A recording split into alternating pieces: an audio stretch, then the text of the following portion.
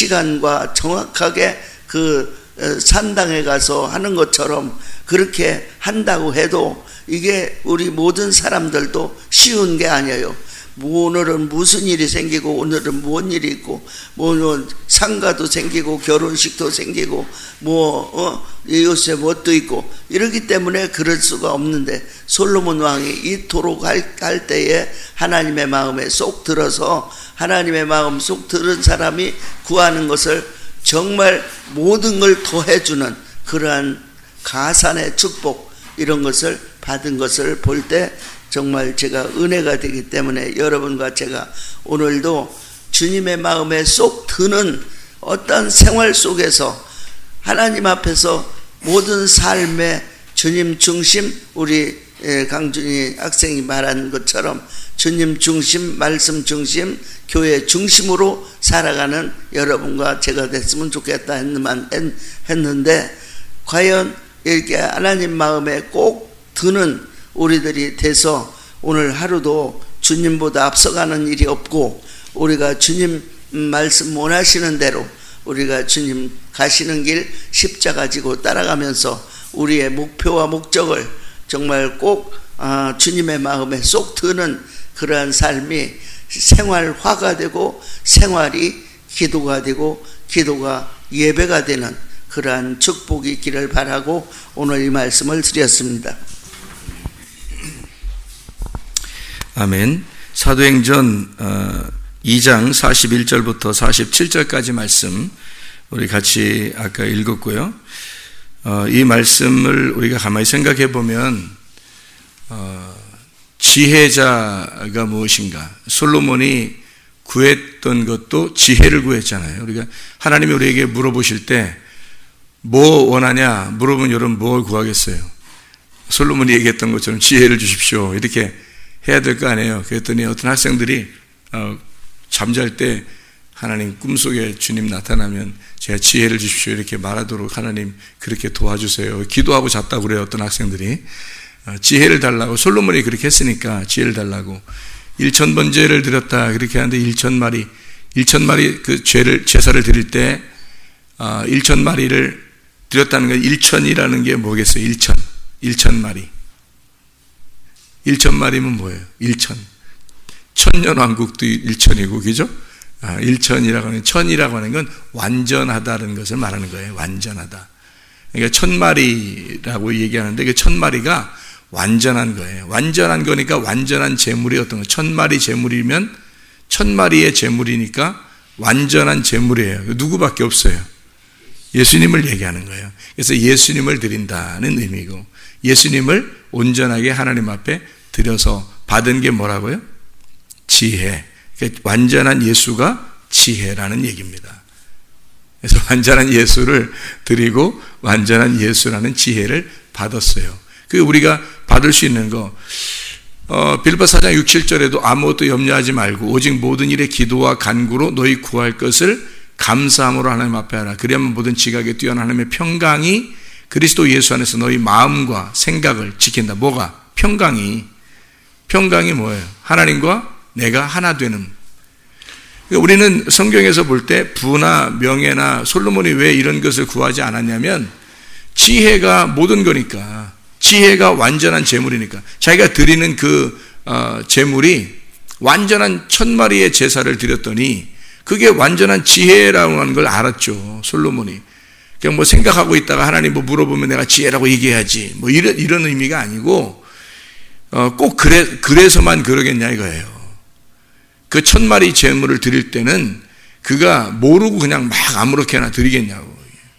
안단 말이에요. 하나님이 우리에게 주시고 싶어 하는 게 뭔지, 자기가 진짜 원하는 게 뭔지, 이게 예수 그리스도를 정확하게 깨달으면 안다고요. 지혜가 1000마리 제사인 것을. 그리고 완전한 하나님께서 평화가 진짜 예수인 것을 안다고요. 그러니까 다른 걸 구하지 않는다고. 꿈속에서 막 하나님 물어보면 나 지혜라고 얘기해야지 뭐 그렇게 얘기해야지 하고서 얘기하는 그런 게 아니라고. 가만히 있어도 안다고요. 그게 성경 말씀을 통해서 말 듣고 하면 여러분이 안다고요. 지혜자는 뭐 하는 사람이 지혜자예요? 교회 중심하는 사람이 지혜자예요.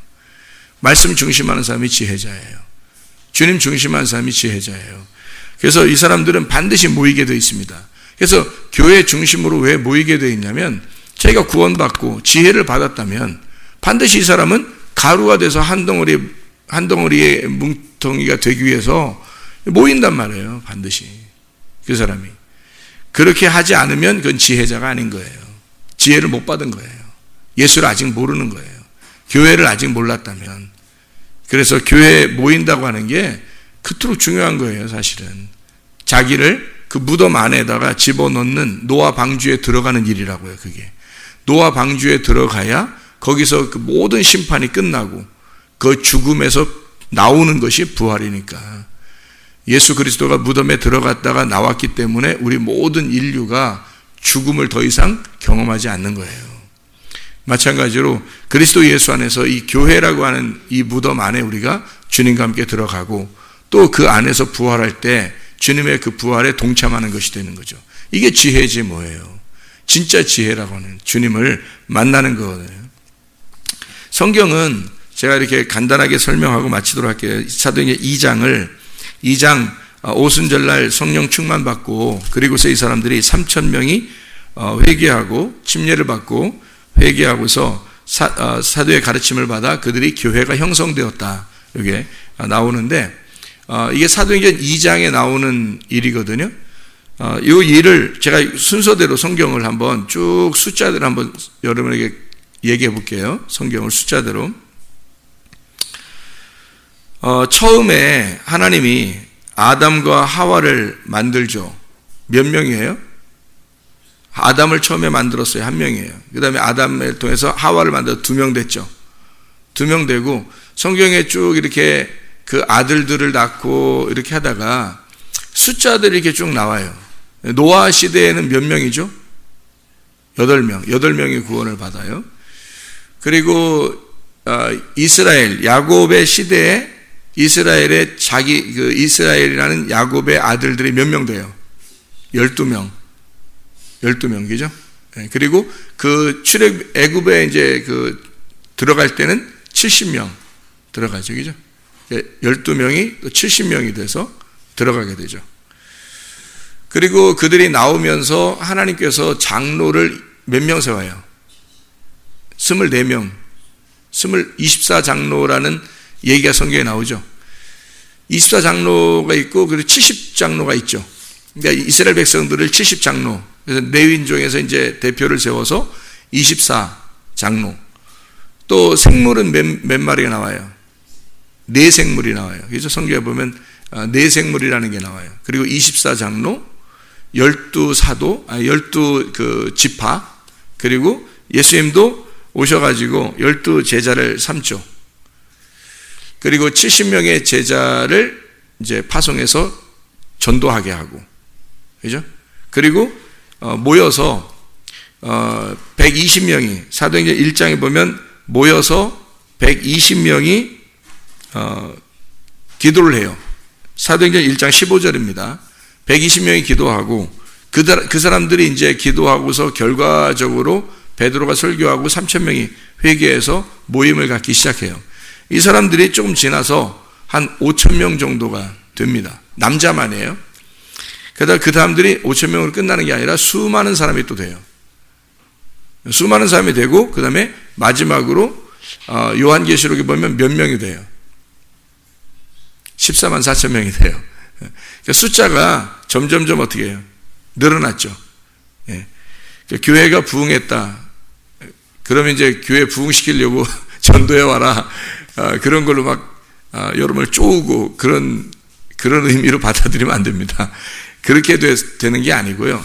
성경의 그 숫자가 정해진 숫자가 점점점 늘어나서 하나님의 백성, 음부의 권세가 이기지 못하는 하나님의 교회를 말하는 거예요.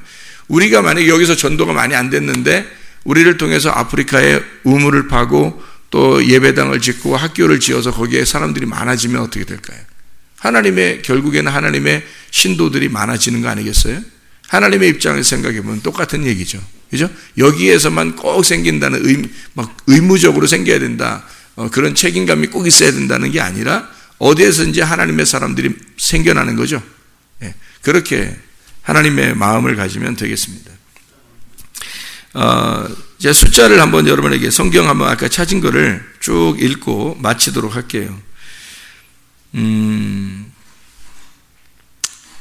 예수님이 마리아에게서 태어납니다. 마태복음 1장, 누가복음 1장에 나와 있는 말이죠. 우리가 잘 아는 말씀. 예수님이 태어나기 전에 예수님은 어디에 계셨어요? 예수님이 태어나기 전에 예수님은 어디 계셨어요? 하나님 안에 계셨죠. 그 하나님 안에 계셨다는 말을 요한복음 1장에서는 아르케라는 태초, 그 태초 안에 예수님이 계셨다는 말이에요. 창세기 1장 1절에는 창세기 1장 1절을 처음 시작할 때 단어가 뭐라고 했어요? 베레시트라고 했어요. 그 베레시트가 태초예요. 아르케라는 베레시트. 이 히브리어로는 베레시트라고 그러고 신약에서는 아르케라고 그래요. 태초, 시초라는 얘기고요.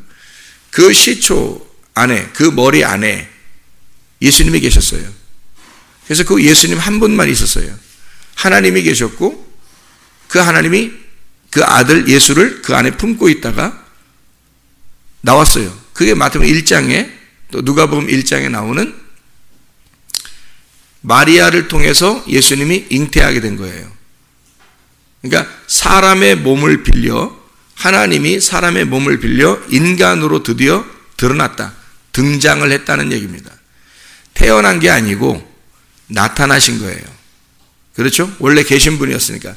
베레시트 안에, 그 품 안에, 하나님의 품 안에 이미 하나님의 아들이 계셨고 그 하나님의 아들이 인간의 몸을 빌려서 나타나셨다. 그게 표현이 맞죠. 태어난 것보다 나타나셨다. 이렇게 하는 게 표현이 맞습니다. 한 분이 나타나셨죠. 한 분이 나오셨는데 이분이 나오셔가지고 어디서 출생을 하냐면 마태복음 1장하고 누가복음 1장에는 마리아하고 요셉한테 이제 나타나겠다라고, 내가 너희들을 통해서 내가 태어나야 되겠다라고 하고, 마태복음 2장, 누가복음 2장에 베들레헴이라고 하는 곳에서 태어나게 돼요. 예수님이 출생하게 되죠. 베들레헴. 베들레헴이 어떤 뜻이에요? 떡집입니다. 그래서 사람들이 꼭 모이면 뭐 먹는다 그래요, 성경에? 떡 먹는다. 그래서 3,000명도 모여서 떡을 서로 떼잖아요. 떡을 먹는다. 그게 누구를 뗀다는 얘기예요? 예수님을 뗀다는 얘기예요. 그리스도를 나눈다는 얘기가 되겠죠. 그러면 땅에서는 떡을 먹지 말아야 된다는 말이에요? 떡을 먹어야 된다는 말이에요. 땅에서는 떡을 먹어야 되고 하늘의 생명을 가진 자들은 말씀을 나누는 거예요. 그렇죠? 그래서 떡을 먹는 자가 말씀을 나누는 영적 세계를 살아간다는 얘기예요. 이게 이제 모인 사람들의 특징입니다. 그러니까 모임에는 말씀이 반드시 필요하다는 얘기예요. 새벽이든 저녁이든. 자, 여기서 이제 베들레헴. 그래서 이 떡집에서 생명의 떡이 나오게 되는 거예요. 그 한 사람이 나왔죠. 처음에, 그죠? 이 한 사람이 나왔더니 이 사람이 나와서 몇 명을 제자를 삼아요? 마태복음 4장에 보면 안드레, 베드로, 요한, 야고보로 시작해서 누가복음 9장에 보니까 12제자 그리고 70제자가 나와요. 누가복음 10장에 보면 70제자. 그리고서 사도행전 1장 15절에 120명의 제자가 기도하기를 힘썼다라고 나와요. 사도행전 2장에 지금 오늘 본문의 말씀입니다. 2장 41절에 3,000명의 제자가 되죠. 자, 숫자가 얼마나 늘어나는지 보세요.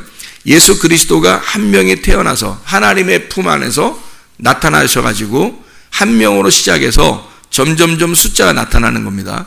이게 누구를 설명하는 거였어요? 그리스도를 설명하는 거예요. 생각해 보세요. 한 명, 그 다음에 12명, 그리고 120명, 그리고 3,000명. 다 이 숫자가요. 숫자가 뭐 이렇게 한 명 한 명 더 하는 이런 얘기를 하는 게 아니잖아요. 다 숫자를 딱 보세요. 한 명이 시작했는데 12명, 그리고 120명, 그리고 3,000명. 자, 그리고 사도행전 4장 4절에 보면 5,000명 제자가 있었다. 이렇게 됩니다. 남자의 숫자를 세는 거예요. 더 여자들하고 다른 사람 많으면 다 많죠. 더 많은데 3,000명에서 5,000명이 되었다. 사도행전 6장 7절에 제자의 수가 더 많아졌다 이렇게 이야기를 해요. 제자의 수가 더 많아졌다. 날마다 구원의 숫자가 많아지고 있더라. 사도행전 2장 47절에 날마다 구원받는 숫자가 많아지더라. 그렇게 이야기를 해요. 그 다음에 이것이 이제 그 신약에 바울 사도가 편지를 쓰면서 에베소서 1장 22절 23절에 보면 이 예수님을 뭐라고 표현하냐면 만유의 주인이다 이렇게 표현해요. 만유의 주인. 에베소 4장 6절 5장 32절 이렇게 4장 6절 5장 32절에 보면 그리스도와 교회에 대해서 쓴다 이렇게 해요. 그러니까 이걸 쭉 설명을 숫자를 쭉 앞에서 사도행전에서 설명하다가 나중에는 뭐라고 딱 집약을 하냐면 그리스도와 교회 이 두 개만 있는 거다 이렇게 설명을 해요. 그리스도와 교회 이렇게. 왜냐하면 숫자적으로 이제 점점 너무 많아서 숫자 몇 명이다라는 숫자를 세질 않아요. 숫자 세지 않고 그리스도와 교회 이렇게 되는 거예요. 골로새 1장 17절 18절에 보면 만물을 교회의 머리 되신 그리스도, 만물이 있고 교회의 머리 되신 그리스도. 그래서 만물과 교회의 머리 되신 그리스도를 둬요. 그러니까 만물을 뭐라고 한 거예요? 그러니까 교회라고 한 거예요. 모든 교회의 머리 되신 그리스도. 유다서 14절에 수많은 거룩한 사람이 하나님께 오더라. 요한계시록 7장 4절, 요한계시록 7장 4절 14만 4천 명. 요한계시록 14장 1절 14만 4천 명. 요한계시록 20장 4절 목배인 자들의 영혼들이 하늘나라에 있더라. 수많은 사람이죠. 근데 목배인 자들을 다 하늘나라에 있더라 이렇게 표현을 해요.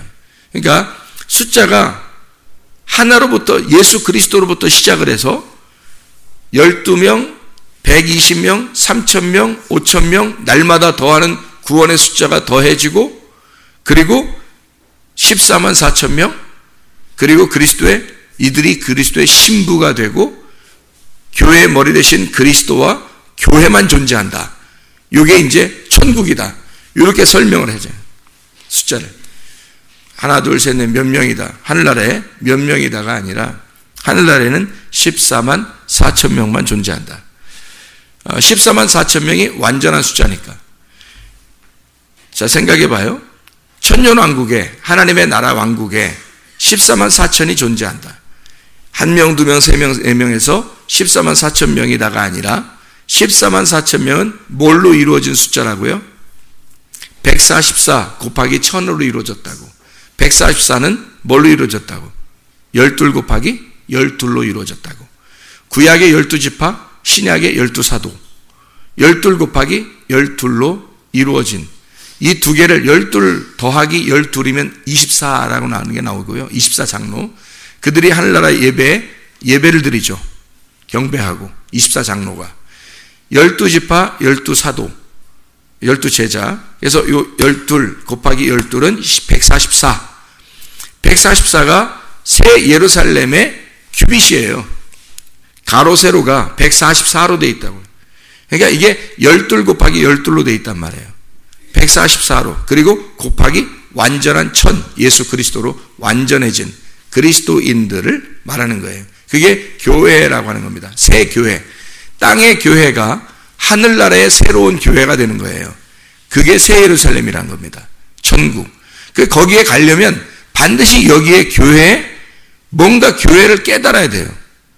그리스도와 교회를 깨닫고 그 안에서 내가 14만 4천 명이 되지 않으면 하나님 나라의 14만 4천 명이 될 수가 없는 거죠.